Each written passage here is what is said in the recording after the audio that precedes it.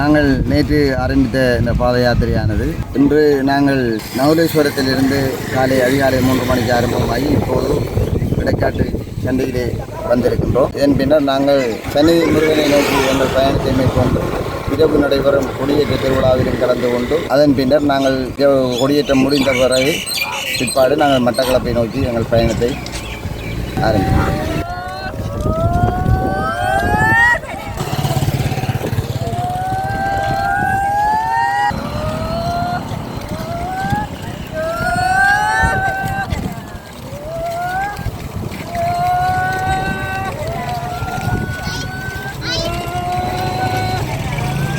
நமது பெயர் திருச்செல்வன் தவரத்தினம். இப்பொழுது நாங்கள் கார்நகர் சர்வசக்தி பீடத்தில் இருந்து தொண்டமனார் செல்வச்சன்னதி நோக்கிய பாத யாத்திரையாக வந்துள்ளோம். இன்று செல்வச்சன்னதி முருகனுக்கு கொடி.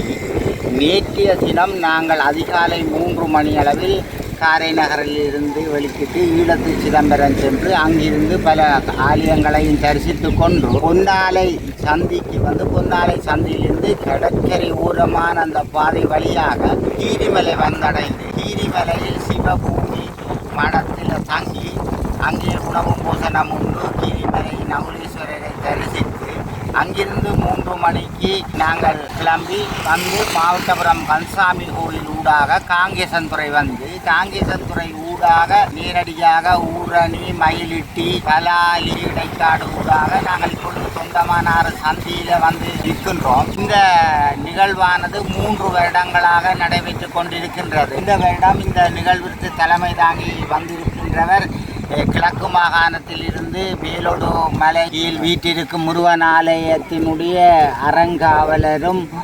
சுவாமியுமாகிய தியாகராய சுவாமி அவர்கள் வந்திருக்கிறார்கள். இது ஒரு வடக்கு கிழக்குக்கான ஒரு உறவு பாலம். இந்த யாத்திரை என்பதன் சொல் அதனுடைய அடையாளம் அதை வெளிப்படுத்தி நிற்கிறது கிழக்கிழங்கை தான்.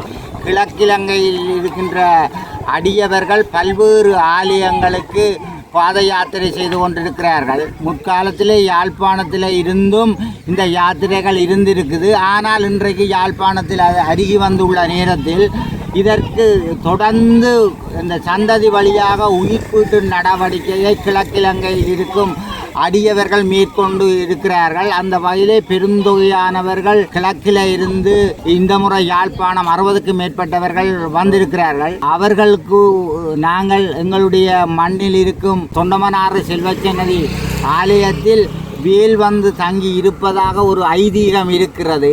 ஆகவே வேலை அடிப்படையாக கொண்ட வேல்படை ஆலயங்கள் மட்டக்களப்பு அம்பாறை போன்ற மாகாணங்களில் இருக்கின்றன.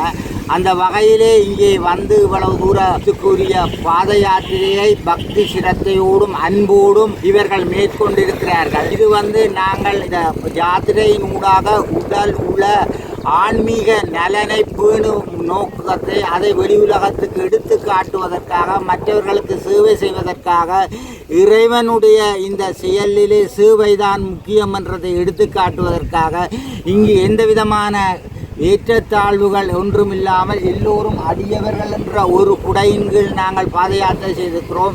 இந்த பாத யாத்திரைக்கு முருகன் அடியார்கள் உணவு தந்து எங்களை உபசரித்திருக்கிறார்கள். இந்த வேளையிலே நாங்கள் அவர்களுக்கும் நன்றி கூட கடமைப்பட்டிருக்கின்றோம்.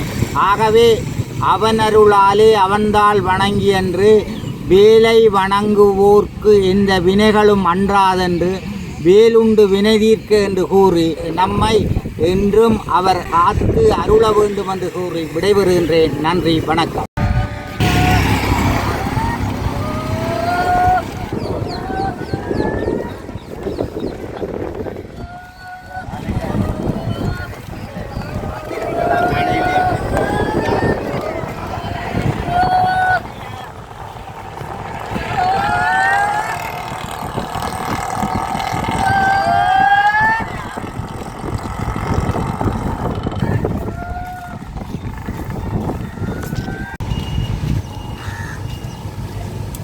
எனது பெயர் சுப்பிரமணியம் தியாகராஜா. வேலோடுமலை முருகன் ஆலயத்தின் ஆதீனகர்த்தா என்று சொல்லலாம். இருந்தபோதும் நாங்கள் இந்த ஆன்மீக பயணத்தை செய்வதன் மூலமாக மக்களிடையே ஆன்மீக கருத்துக்களை பரப்பி நாங்கள் பாத யாத்திரை செல்லும்போது இளம் வயதினரும் கலந்து கொள்ளக்கூடிய ஒரு ஊக்கமாக இந்த பயணம் தொடர்கின்றது. வடக்கு கிழக்கை பொறுத்தவரையிலே வடக்கிலிருந்து பாத யாத்திரை கதிர்காமம் நோக்கிய பாத யாத்திரையில் வடக்கு கிழக்கில் உள்ள அடியவர்கள் ஒன்று சேர்ந்து கதிர்காமத்துக்கான பாத யாத்திரையை மேற்கொள்வார்கள். அதேபோல் கிழக்கிலிருந்து நாங்கள் வேலோடு மலை முருகன் ஆலயத்திலிருந்து பஸ் வண்டி மூலமாக பயணித்தாலும் காரைநகர் சிவன் கோயிலிலிருந்து நாங்கள் இந்த பயணத்தை ஆரம்பித்தோம்.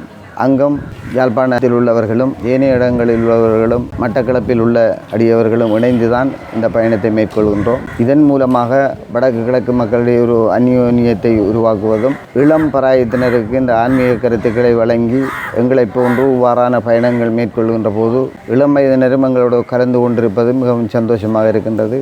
அந்த வகையிலே யாழ்ப்பாணமிருந்து வருகின்ற அடியவர்களே அநேகமானவர்கள் வயது முதிர்ந்தவர்களாக இருப்பார்கள். ஆனால் எங்களை பொறுத்தவரையிலே நாங்கள் இளம் வயதினரையும் அழைத்துத்தான் இந்த பாத யாத்திரையை மேற்கொள்கின்றோம். ஏனெனில் நாங்கள் இந்த பயணத்தை கைவிட்டாலும் வயது முதிர்ந்த அளவில் இளையவர்களும் எங்களைப் போல் இதை வழிநடத்தி செல்ல வேண்டும் என்பதுதான் எங்களுக்குரிய அவாவாக இருக்கின்றது. அந்த வகையிலே இளம் வயதினரும் எங்களோடு சேர்ந்து இணைந்து கொள்கின்றார்கள். வேலோடு மலை முருகன் ஆலயத்திலிருந்து சித்தர்களின் குரல் அமைப்பு மூலமாக நாங்கள் வேலோடு மலையிலிருந்து கதிர்காமம் நோக்கிய பாத யாத்திரையும் வேலோடு மலையிலிருந்து தாந்தாமலை நோக்கிய பாத யாத்திரையும் வேலோடு மலை முருகன் ஆலயத்திலிருந்து மண்டூர் பாத யாத்திரையும் அதேபோல் வேலோடு மலை முருகன் ஆலயத்தில் குடும்பி மலைக்கான பாத யாத்திரையும் அதேபோல் வேலோடு மலையிலிருந்து நாங்கள் பெருகலம்பதிக்கான பாத யாத்திரையிலையும் அதேபோல் இன்று நடைபெற்று கொண்டிருக்கின்ற பாத யாத்திரையும் களபூமி ஆகிய காரைநகர் சிவன் கோயிலிருந்தே நாங்கள் இந்த பயணத்தை ஆரம்பித்திருக்கின்றோம்.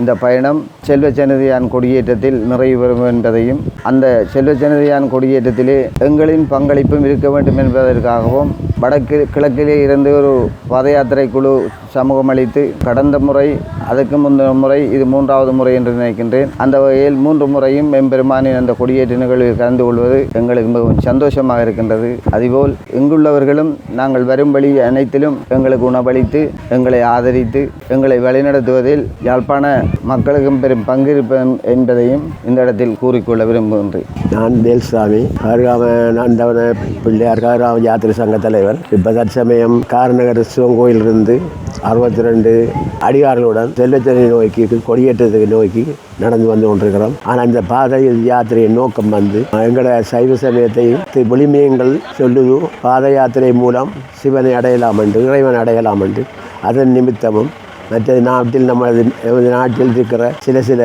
பிரச்சனைகளுக்கு தீர்க்கக்கூடிய தீர்வும் இறைவன்ட கையில் தான் இருக்குது. அந்த நிலையின் பிரகாரம் நான் இப்போ எங்களோட வேலோடு மலை கோயில் தலைவர் தியாகராஜ ஐயாவின் தலைமையில் இந்த பாத யாத்திரை வந்து கொண்டிருக்கு. அவர்கள் எல்லாரும் ஒற்றுமையாக வந்து கொண்டிருக்கிறோம். இந்த பாத யாத்திரை செவ்வனே நிறைவேற வேண்டும் என்பது எங்களோட அவா. அத்துடன் இங்கு வாழும் மக்கள் அனைவரும் ஒற்றுமையாகவும் இந்த நாடு சுபிட்சமாக இருக்க வேண்டும் என்பதுதான் இந்த பாத யாத்திரையின் நோக்கம்.